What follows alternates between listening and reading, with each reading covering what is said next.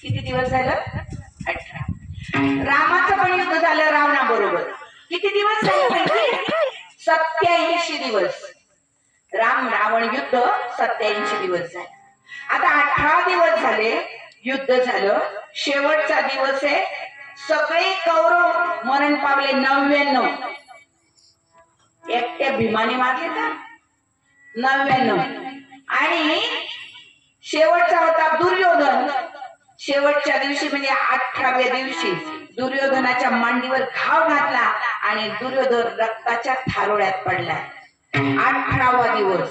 या सर्व परमार्थामध्ये 18 हा आकडा जो आहे तो फार महत्वाचा आहे. का बरं? 18 मध्ये 2 संख्या आहेत. कोणत्या 2 संख्या आहेत? 1 आणि 8. तुम्ही बोलायच्या.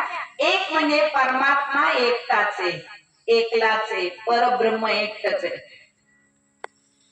कोठेच नव्हते काही, चंद्र सूर्य तारा नाही, एकटाच परमात्मा होता, म्हणून 1 आकडा. आणि 8 म्हणजे परमात्म्याच्या अष्टधा प्रकृती. आणि या प्रकृती परमात्म्यात विलीन होतात तेव्हा आकडा बनतो 9. 9 आकडा फार महत्वाचा आहे. का महत्वाचा आहे बघा. परमार्थात 9 आकडा महत्वाचा आहे. प्रपंच 8च्या आकड्यासारखा बघा. तुम्हाला सुचतंय का? 8च्या आकड्यासारखा प्रपंच आहे. 8चा आकडा घटत घटत जातो बघा. पाडा म्हणा तुम्ही. 8 1 तुम्ही सांगायचे. 8 दुने 16 मध्ये किती संख्या आली? 1 आणि 6. दोन्हीची बेरीज किती झाली तर किती होते? 7. 8 1 8. 8 दुने 16 किती झाले? 7. आता 8 त्रिक 24 किती झाले? 2 आणि 4 किती झाले? 6. आता बघा 8 होते 7 झाले 7. 8 त्रिक 24. 8 चोक 32. 3 आणि 2 5. 8 चोक 32. 8 5 4 आणि 0 किती झाले? 4. म्हणजे 8च्या पाड्यासारखा संसार आहे. घटत घटत घटत जातो. बरोबर आहे ना? आणि आम्ही म्हणतो वाढदिवस वाढदिवस. वाढत जातो का आपलं आयुष्य कमी होत जातो? कमी होत जात. प्रपंच हा घटत घटत जाणार आहे. आणि परमार्थ कसा आहे माहिती? 9च्या आकड्यासारखा स्थिर. भगवंत स्थिर आहे बघा कसा. 9 1 9 दुने 8 ने 9 त्रिक 7 आणि 2 9 चोक 6 आणि 3 9 5 5 आणि 4. कसा आहे 9चा आकडा? स्थिर आहे. म्हणून तुलसीदास म्हणतात तुलसी कहे क्यों नहीं भजत राम को निशंक. तुलसी कहे क्यों नहीं त्यजत संसार को जो घटत घटत जाय. असा काय संसार आहे. म्हणजे संसाराला सोडा आणि परमार्थाला धरा, मार्ग धरा, असा हा संसार आहे. असा 18चा आकडा आहे. 18 किती महत्वाचा आहे सांगू? आता आठवण म्हणून सांगते की रामाचं युद्ध झालं.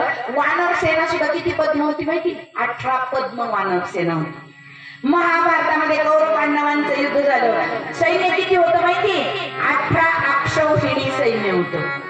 अजून महाभारताचं युद्ध झालं 18 दिवस. अजून गीतेचे अध्याय 18. बरोबर आहे. अजून भागवतातील श्लोक 18चाच आकडा आहे. 18,000 आहे की नाही? म्हणजे 18ला परमार्थात महत्व आहे. कारण 18 म्हणजे 8 आणि 1 9. प्रपंच परमार्थ हा स्थिर आहे. भगवंत हा स्थिर आहे. आधी मध्य अंती. पहिलाही तसाच होता, मध्येही तसाच आहे, पुढेही तसाच राहील. आपलं तसं नाही. जन्मताना तरुण. बरोबर आहे का? जन्मताना तरुण आहे का? लक्ष. मी म्हणते जन्मताना तरुण.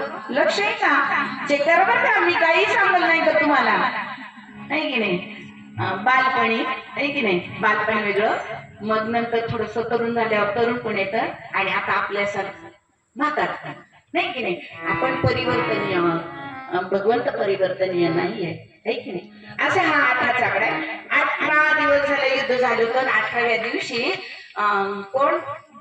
दुर्योधन कुरुक्षेत्रावर रक्ताच्या धारोळ्यात पडलेला आहे आणि अश्वत्थामा येतो तिथे. आता अश्वत्थामा कोण आहे? गुरु द्रोणाचार्यांचा पुत्र आहे. अश्वत्थामा येतो आणि म्हणतो, अरे अरे दुर्योधना, हस्तिनापूरचा सम्राट तू, आणि काय रे तुझी दशा झाली? काय रक्ताच्या धारोळ्यात पडलाय?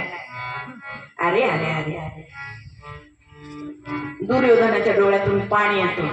अरे रडतोस काय? तू तर सम्राट आहेस ना, सम्राट. तो म्हणतो, काय करू, रडू नाही तर? अरे माझे सगळं सैन्य गेलं, सगळे कौरव मेले, पण 5 पांडवातला एक सुद्धा मेला नाही म्हणे. रडू नको तर काय करू? दुर्योधन. अश्वत्थामा म्हणतो, बरोबर आहे, सांगू तुला, तू खूप चुकलास बर का. तू जर मला सेनापती केला असत तर आज तुझी अशी दशा झाली नसती. पडलाय रक्ताच्या धारोळ्यात तरी दुर्योधन म्हणतो, अरे बाबा, गुरु द्रोणाचार्य, पितामह भीष्माचार्य ते टिकले नाही पांडवांपुढं, तर तुझं काय घेऊन बसलास? तो म्हणतो, दुर्योधना, अजून वेळ गेली नाही बर का, मला तू सेनापती कर. तो म्हणतो, अरे सेनाच राहिली नाही, सगळे मरून गेले, तुला आता सेनापती करून काय करू? तो म्हणला, कर तर खरी. दुर्योधन म्हणला, बर झाला तो सेनापती.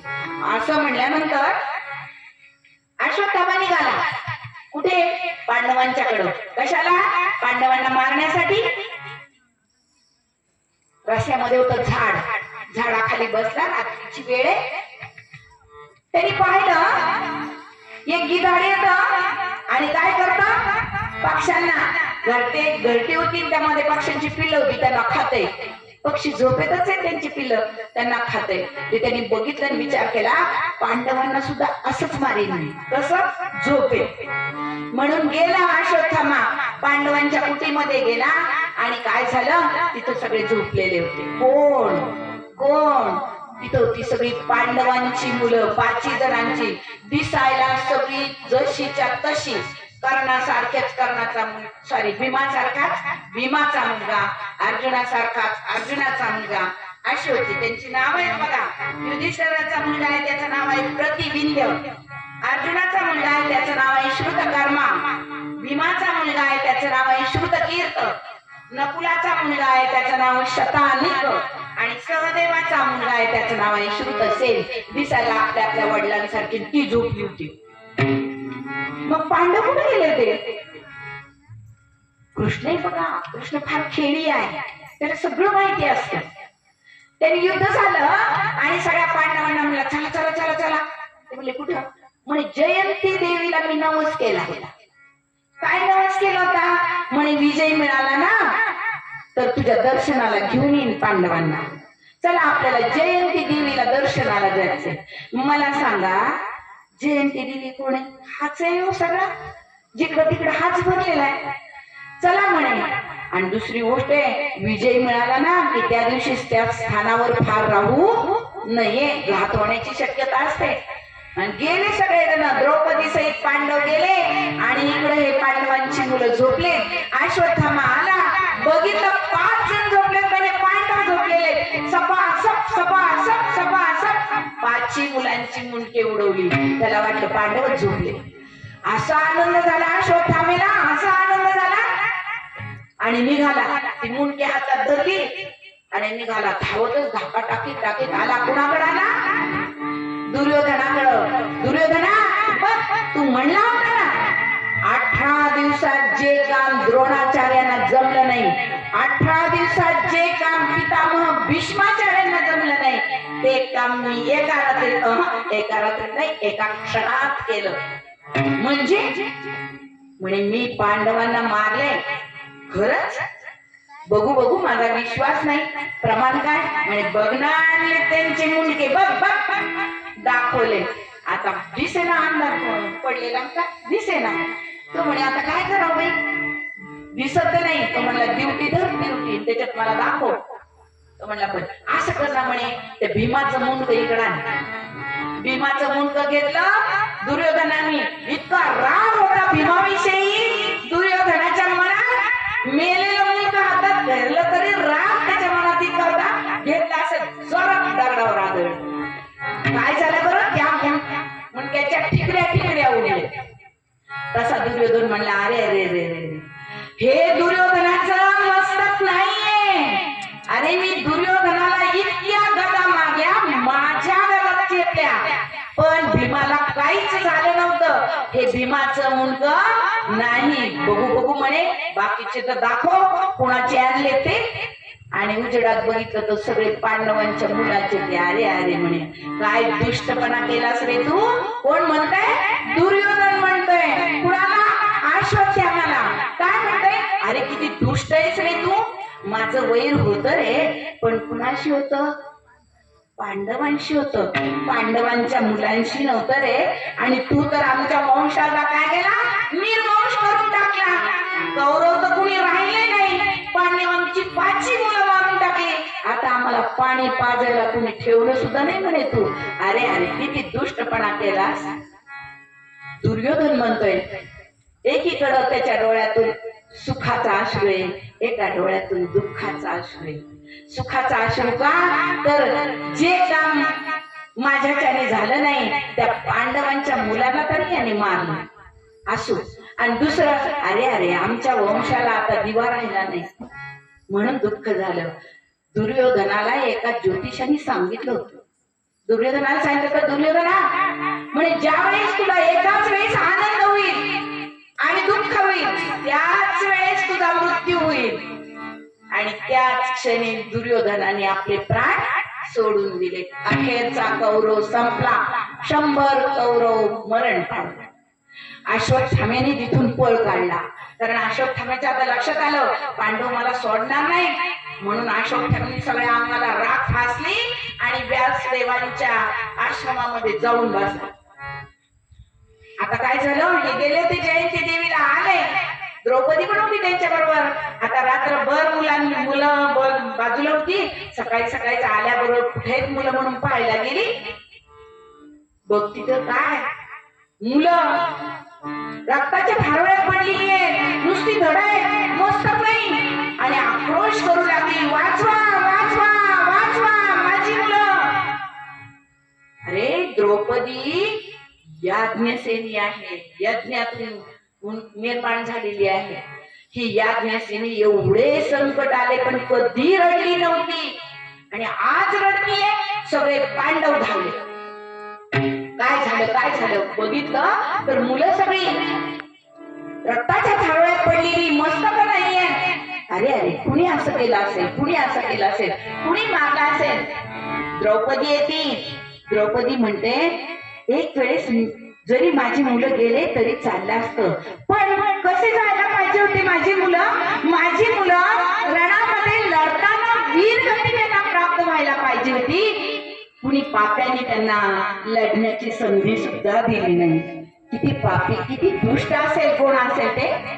रडायला लागली, आक्रोश करायला लागली. तेव्हा अर्जुन म्हणतो, द्रौपदी रडू नको, मी निश्चित याचा बदला घेईल, शोध घेईल. आणि जो कोणी ज्यांनी हे कृत्य केलं असेल त्याचं पण मी असंच करीन. त्याचंही मस्तक तुझ्या पुढे आणून ठेवीन. आणि धनुष्यबाण घेतलंय, गांडी धनुष्य घेतलंय. आणि कोण निघाला, बोला कोण निघाला? अर्जुन निघाला, बरोबर कृष्ण आहेत. आणि मग कळलं हे कृत्य अश्वत्थाम्याने केले. आणि मग शोध घेतला, व्यासांच्या आश्रमापर्यंत गेला. आणि जेव्हा त्या दुर्योधनाला कोणाला अश्वत्थाम्याला कळलं की कोण आलंय आपल्याला धरायला, पकडायला, मारायला, अर्जुन आलाय. त्यांनी ब्रह्मास्त्र सोडलं. म्हणून अर्जुनाने सोडलं. ब्रह्मास्त्र काही साधी गोष्ट नाहीये. कोटी सूर्यांचं प्रकाश किंवा तेज किंवा उष्णता, एवढी उष्णता त्या ब्रह्मास्त्रात असते. ब्रह्मदेवाचं अस्त्र आहे ते. आणि मग दोन्ही अस्त्र एकमेकाला आता टक्कर देणार, दोघांनी सोडलेले. मग काय होईल, सगळी पृथ्वी नष्ट होईल. म्हणून कृष्णाने सांगितलं, अरे अर्जुना, ते दोन्ही अस्त्र आवरून घे. आणि मग ब्रह्मास्त्र आवरून घेतला अर्जुनाने. आणि मग कुणाला पकडलं? अश्वत्थाम्याला पकडलं, रथाला बांधलं आणि रथ जोरात वेगाने निघाला. बघा, फरफडत फरफडत फरफडत चालवलंय. कुणाला? अश्वत्थाम्याला आणलं आणि द्रौपदीच्या समोर उभं केलं. द्रौपदी, सांग, काय करू आता याचं? तुकडे तुकडे करू, एका धावात याचं मस्तक